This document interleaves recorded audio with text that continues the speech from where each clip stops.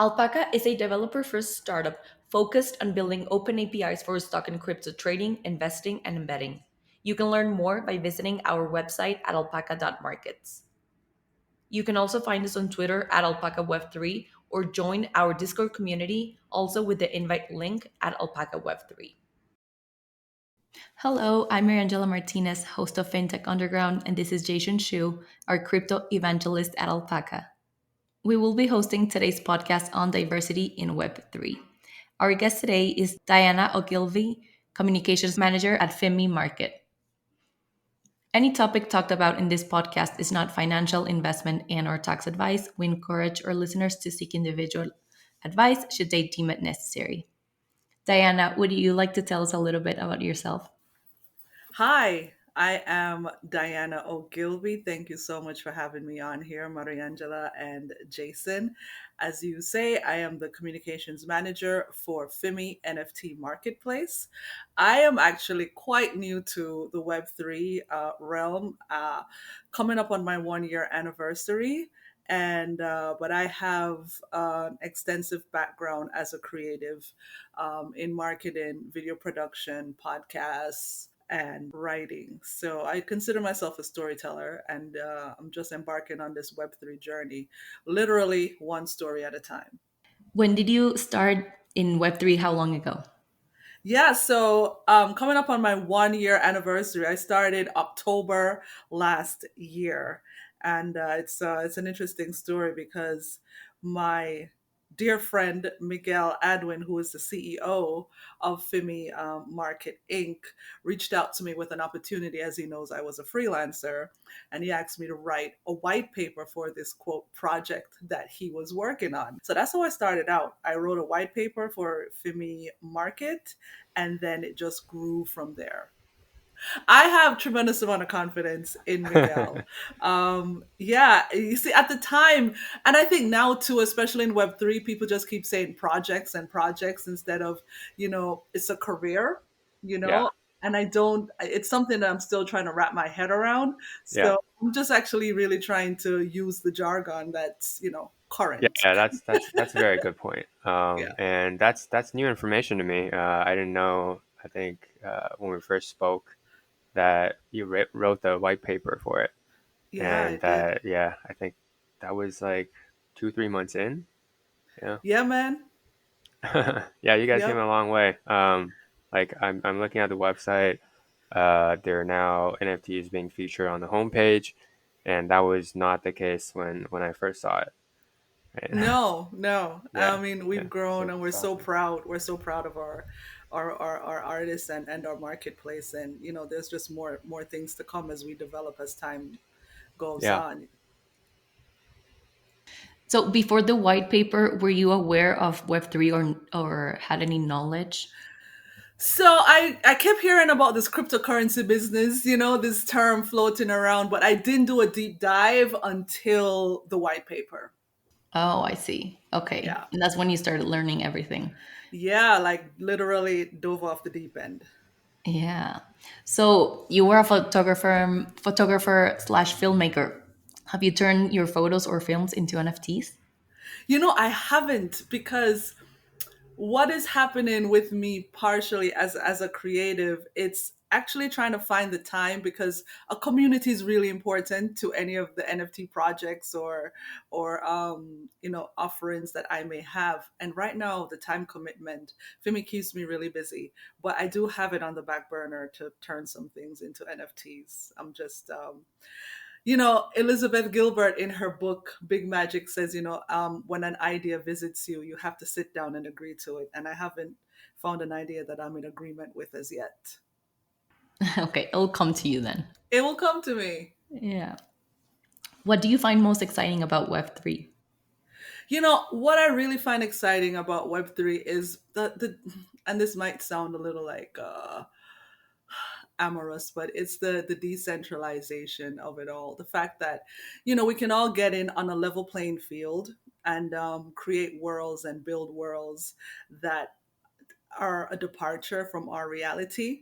And of course, the skeptic in me does say that we will bring our prejudices and biases and whatnot to that space, but in its purest form, I really like the decentralization idea of it all. And especially for women and people of color, we haven't been at the forefront of, these big technologies, gold rush and, any other things that you want to name that we haven't had the access to.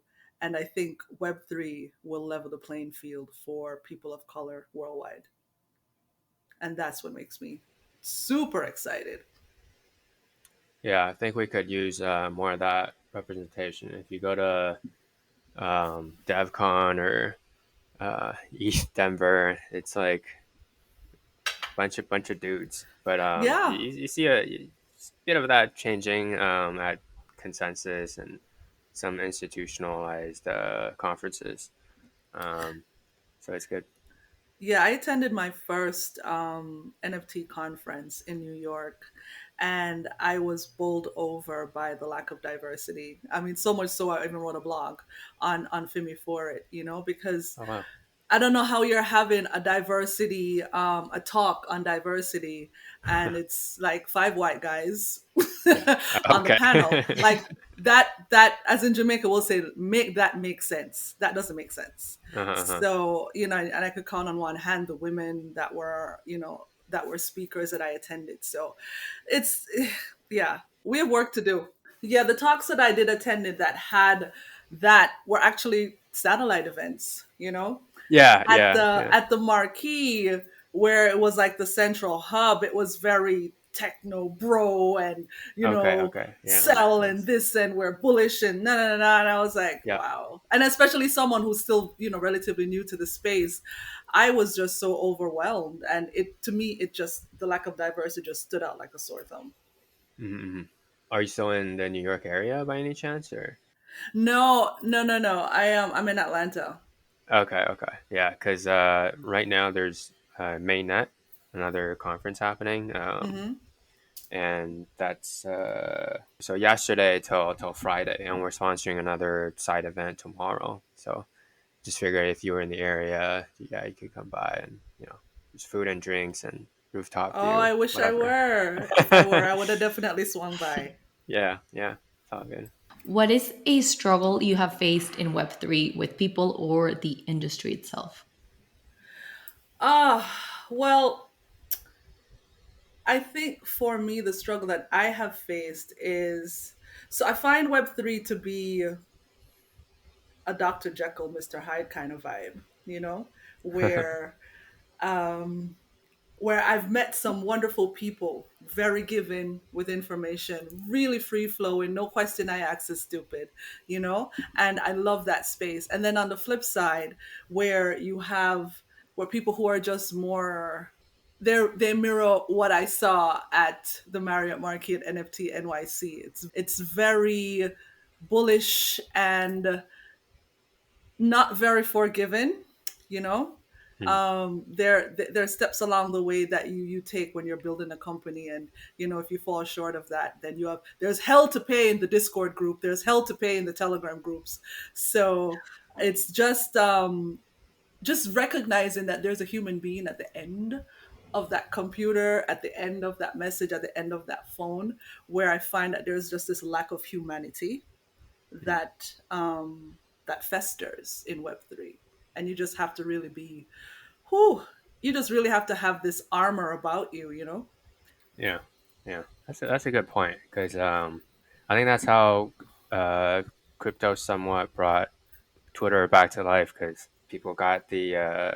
I mean, it's part of the feature that you get to kind of stay anonymous, Mm-hmm. and you just get to express certain views that you feel like are shielded, wouldn't fall back to your real identity. People have been careless, and that has come back to bite. Like some fairly large NFT projects, the creators or founders have expressed some extremist views couple years ago, and people didn't know, and but it would be discovered later, and then the price would dump. You're like, oh, okay, well, um, you had a nice community, but we can't support a founder who has expressed these kind of opinions.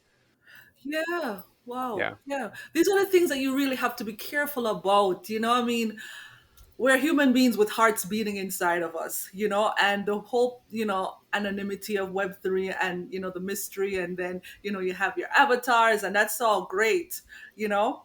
Yeah. But at the end of the day, when you peel that back, come on, like, it's Hmm. about your community, and the community is the beating heart of any project. If you don't have a community, I don't know what you Yeah. do Yeah. in Web3. I do think you should try out like some other conferences too. I because I felt NFT NYC was a different crowd. I think, I mean, it's beneficial to you because you're running an NFT marketplace, so you are going to run into more artists there. Yeah. But you will run into, yeah, like guys or people with our where their first exposure to Web3 um, is through NFTs. Hmm. Like they didn't build anything. Like they didn't start with crypto, or it's just they had money and they threw it at something new and quirky. Hmm. And yeah, it's a different set of personalities at that event versus just some conferences, like even the one this week, I think. Yeah, well, yeah, Yeah. we're definitely planning out our 2023 calendar, and would love to take some recommendations from you. Sure, sure. Yeah. Oh, Jason knows everything. So, I would say everything, but I just have a lot of people just tell me things, invites to stuff. Yeah. Cool. yeah, he's a good insight to bump with. Nice. So, do you rely on anyone for support? Oh, absolutely. I mean, just looking at my team, Fimi, I like to say Familia, but they hate when I say Oh, I that. love Don't that. you like it? I like it. They think it's so corny, but I like it. I say Team It Familia. is. It's corny, but I like it. Yeah, I mean, looking at my team, like, just starting with our CEO, Miguel Adwin, who is just this brilliant mind, super patient, like super patient. Let me tell you something. This man has a Yeah. patience of Job, to how he gets into, our groups, and he's talking to the artists and walking people through the onboarding on the NFT platform. I mean, even when we had our launch party at Juneteenth in New York, I mean, he was pulling out a hammer and, hanging the printed NFTs on the wall. So there's, nothing too big or anything too small that he would, get his hands in. Our CMO, Mimi Lin, who is a force of nature to be reckoned with. I mean, 20 odd years of marketing experience. I learned so much from her with every interaction. And Dixie Gilbert, Rockin' Free World. She is one of those giving, generous persons. I can hit her up with a question, anything, and Dixie will answer in great detail. No stone unturned. So just looking Yeah. inward at Team Fimi, it's just really such a good support for me as I do my job. Yeah. That's good. I mean, I think it's necessary in this industry that's changing so fast. Yeah, for sure it is. And like it changes on a dime, as you know. I Right. think I met Miguel in Miami during DecentralCon last year. Came Yes. to our event. Yeah, yeah, yeah. It's a very pleasant guy. He's really open to ideas. Yeah, we have that picture with the thumbs up, and like we call it, that's like Oh yeah, yeah. I still need to share that on my socials. his big ass thumbs up. I'm like, dude, your finger needs to, it has to be like a more forceful thumbs up. That was Okay, a weak okay. ass thumbs up. Yeah. We gave him so much shit. Yeah. Well, next time you guys have an event in New York, yeah, I'd love to come by and support it. Oh, for sure. Thank you so much. Yeah, Yeah. we'll definitely have you on. Do you have several events during the year in like parts of the country? No, not yet. Juneteenth was our first. That was like our launch party to say, Team Fimi's here. We're live. The Mhm. NFT platform was live. So we just thought it'd be fitting to do so on Juneteenth. So we don't have any in-person events as yet, but that's definitely in the books. Right now, we're just really working on making the platform more robust, and onboard more artists, more creators, so they can actually earn a decent living with their art, and Right. eliminating the middlemen that have stood between them and earning a decent paycheck for so long. Yeah. Wow. Now, do you admire anyone in the industry but out of Fimi? Um, so yeah, I really look up to Iris from Umba Daima. And she's of Jamaican heritage. And they are really, really focusing on education. I've been to a couple of their workshops here in Atlanta. And, we've talked, and it's just again, another such space that is given. They do these free networking events across the country, which is really, really great. So I really like what Umba Daima is doing. Nice. And how did you meet her? Twitter. Really? Yeah, it was just scrolling through Twitter and saw that they were having an event here. And when I started learning, I went down the Twitter rabbit hole, and I started following Umbadaima and learning about Iris and what they were doing over there. And I saw they had an event that was not too far from my house, so I went, and it was really Oh, cool. Yeah. wow. That's so like lucky that it was right near your house. Yeah, yeah. I mean, when you talk about coincidence, but it was really fortuitous for me. Right. Yeah. Are there any diverse trends that you're following closely? Yeah, so part of what the barriers for Web3 is access, right? And I'm really liking what I'm seeing in terms of what I like to call those tethers between, Web 2 and Web 3 that's moving in. So, for instance, using POAPs, as part of a marketing campaign to show that, you attended something, and using that to make a loyalty program for customers. So even something as like, showing an NFT to get into an event, because these are the things that because Web3 is still so new. I mean, we've been in it, a few years, just a year for me, longer for both of you, I know. Um, what people, in order to have some kind of comfortability with onboarding into Web3, there needs to be these tethers. So I like those real world applications into Web3, putting on your goggles, and taking part in a metaverse, buying some land in the metaverse, but still coming back to reality. Those are the things that I'm really interested in following down the rabbit hole. Now, so going back to diversity, how do you think we can cultivate a culture of inclusivity into Web3? You know what? Education is key. And it's putting out bits of education, be it through social media, jumping on YouTube, and doing webinars, doing courses. I think that's really, really key, and targeting audiences that haven't been serviced by Web3. Right now we see that there courses in school, especially in high school. I met some really cool kids at the NFT NYC in New York, and they have like an after school NFT club. So it's really driving home and getting Oh, into those communities, into those community centers, and appealing to brands. I mean, Nike is knocking everybody out of the park right now with their NFT efforts. That's why everybody's going to them for sponsorship. Right. um, but partnering with brands that are well known in the community, especially in the people of color communities. So everybody's got a pair of Nikes. Um, and finding that sweet spot where it's not just education, but it's fun, and showing people that, hey, you can eradicate some of these middlemen between you and your paycheck, because at the end of the day, you want something that is more fulfilling for yourself, but also something that can pay for a meal, or pay for right. or pay a bill, realistically speaking.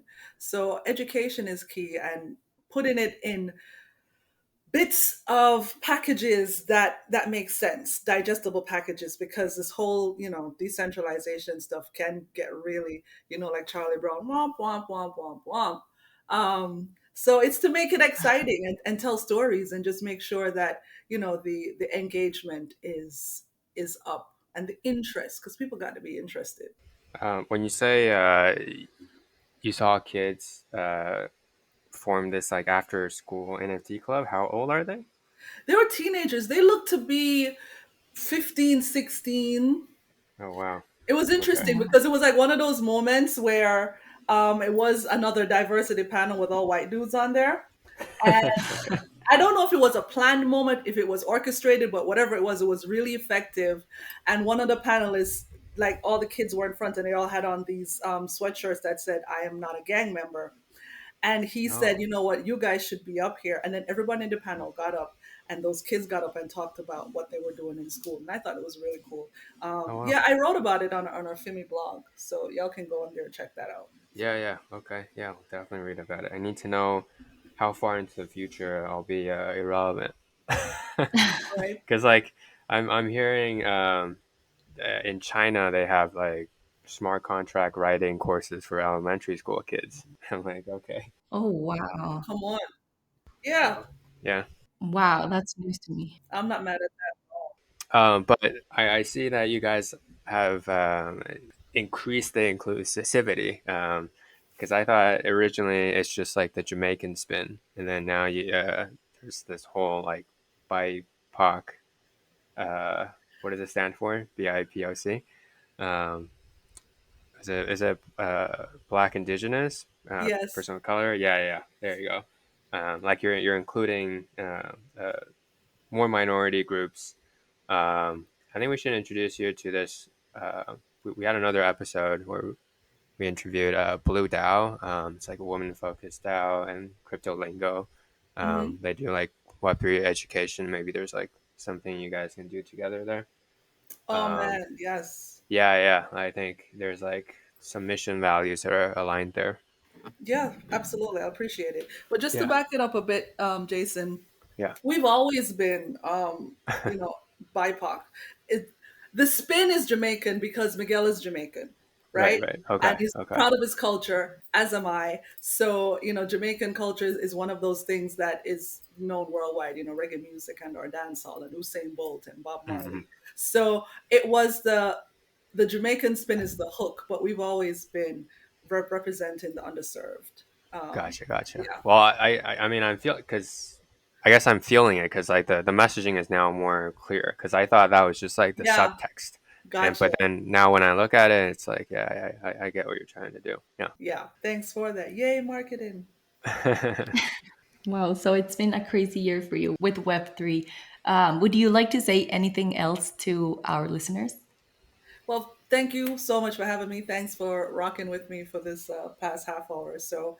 And I mean, now is the time to get into Web3. If it's not too late, that's what I would say to anybody listening to this. Get in there, get into some Twitter spaces. We host the Twitter spaces every 2 weeks on Fimi underscore market, where I host it and we talk about various things. The next one we have coming up, we're talking about the ETH merge, and just get on there. And the one way to eat an elephant is one bite at a time. So don't be overwhelmed. I certainly was. I certainly was overwhelmed. But you take it day by day. If you have a half hour, jump on a Twitter space, go on YouTube University, and learn some terms, ask some questions, and just find the community that works for you. Because despite you know most of what I said, I don't want to paint this dismal picture, but I've found communities that have just been really giving and really nurturing in this space. So go forth and conquer. Cool. Yeah. Yeah, that's a great message. Yeah. So, Diana, thank you so much for joining us in our podcast. It was a pleasure having you here with us, and thank you for sharing your thoughts and giving us the time for sure. I really appreciate it. Thank you guys for having me. Of course. You can find Diana on Twitter at DIDOO1876. And Fimi Market website is nft.fimi.market. To our listeners, check out Alpaca for more information about stock and crypto trading, and always remember to do research before investing.